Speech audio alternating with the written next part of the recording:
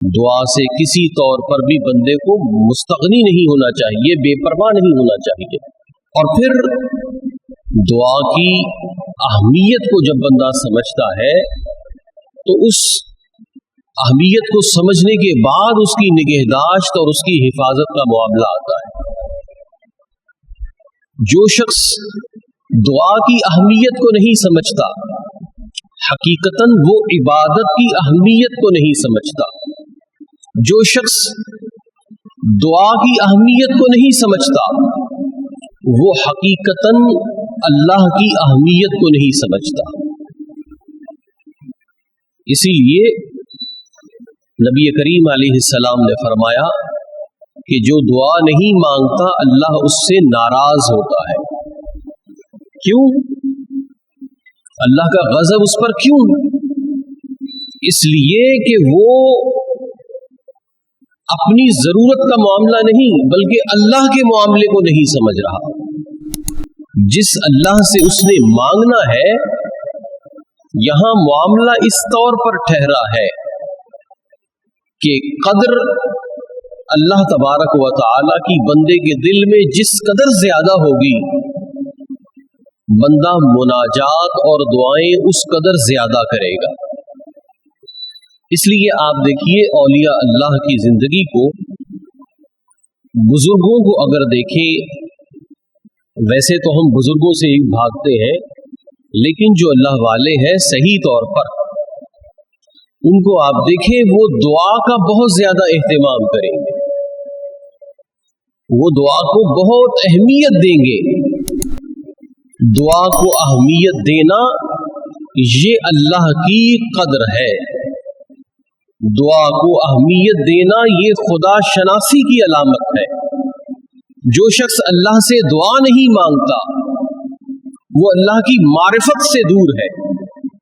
जो शख्स अल्लाह से दुआ नहीं मांगता, हकीकतन उसका वजूद तकब्बुर से भरा हुआ है, उसके वजूद में तदर्रो नहीं है, खुशू व खुदू नहीं है। अब वो शैतान उसको दुआ से किसी भी दलील से बहका दे कि मैं नमाज के बाद दुआ नहीं मांगता, बंदा दुआ न मांगे, ये भी अल्लाह तबारक व तआला की उस पर नाराजगी की अलामत है कि अल्लाह तबारक व तआला ने अपने दरबार में सवाल करने से उसको दूर कर दिया। जिस तरह इबादत अल्लाह तबारक व तआला के कुर्ब का एक जरिया है, इसी तरह दुआ भी मारफत इलाही और कुर्ब इलाही का जरिया है।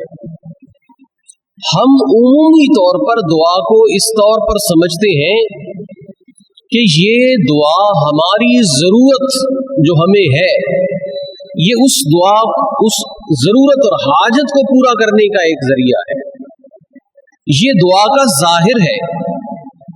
लेकिन दुआ का बातिन ये है कि अल्लाह तबारक व तआला की बारगाह से जो चीज बंदे को करीब कर देती है, जो बंदे को वासिल इल्लाह कर देती है, जो चीज एक अब्द को माबूद की मारिफत अता फरमाती है, वो चीज दुआ है।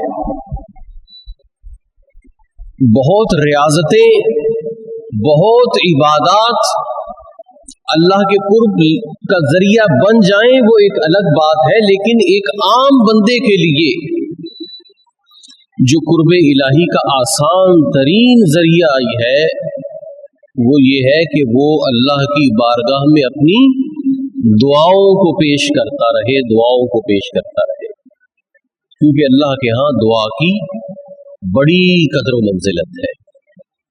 और ये दुआ जब इस कदर जरूरी है, इस कदर अहमियत है इसकी, तो फिर उन चीजों की तरफ भी हमें गौर करना चाहिए कि जो इस अजीम शय को नुकसान पहुंचाती है।